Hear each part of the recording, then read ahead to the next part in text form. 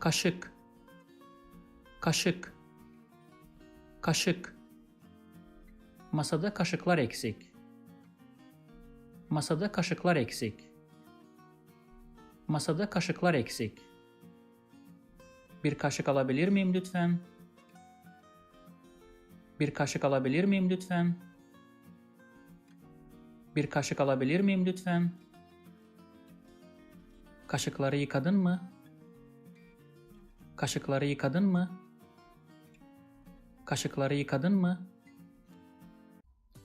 If you like this video, please subscribe to my channel below for more videos on Turkish grammar, vocabulary and pronunciation.